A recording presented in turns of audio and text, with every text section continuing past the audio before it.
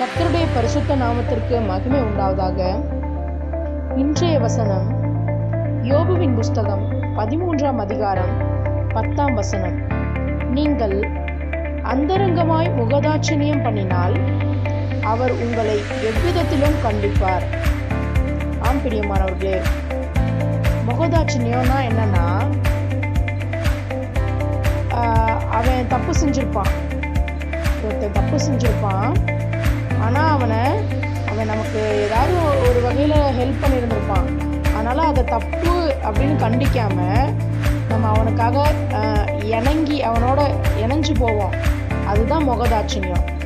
அதை ஒரு சிலர் டைரக்டாக செஞ்சுருவாங்க, டைரக்டாக சொல்லிடுவாங்க. ஆனால் ஒரு சிலர் அந்தரங்கமாய் மறைமுகமாக மனசுக்குள்ளாரே வச்சு என்ன பண்ணுவாங்கன்னா அதை வெளிக்கொணருவாங்க. அதுக்கு தான் ஆண்டவர் சொல்றாரு, நீங்க எப்படி வெளியரங்கமா பண்ணாலும் சரி, இல்லை உங்க உள்ளுக்குள்ளார வச்சு பண்ணாலும் சரி, எல்லாமே எனக்கு வெளியரங்கமா இருக்கு. அதான் அவர் சொல்லியிருக்காரு. அவர் அந்தகாரத்தில் இருக்கிற ஆழங்களை வெளியரங்கமாக்கி மரண இருளை வெளிச்சத்தில் கொண்டு வருகிறார். அவர் எல்லாவற்றையும் வெளியரங்கமாய் கொண்டு வருகிற தேவன். அவருக்கு மறைவானது ஒன்றும் இல்லை.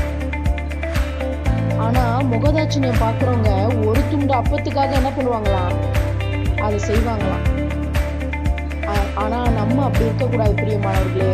நம்ம ஒவ்வொரு நாளும் கர்த்தருக்கு பயந்து, இந்த வார்த்தைக்கு பயந்து, முகதாட்சணியம் பாராமல், நம்ம உள்ளத்துல கூட அந்தரங்கமாய் அது மாதிரி செய்யாமல் அவருக்கு பயந்து அவர் நம்மளை கண்டிப்பார். நம்ம அப்படி முகதாட்சணியம் பார்த்தோம்னா அவர் நம்மளை கண்டிக்கிற தேவனா இருக்கிறாரு.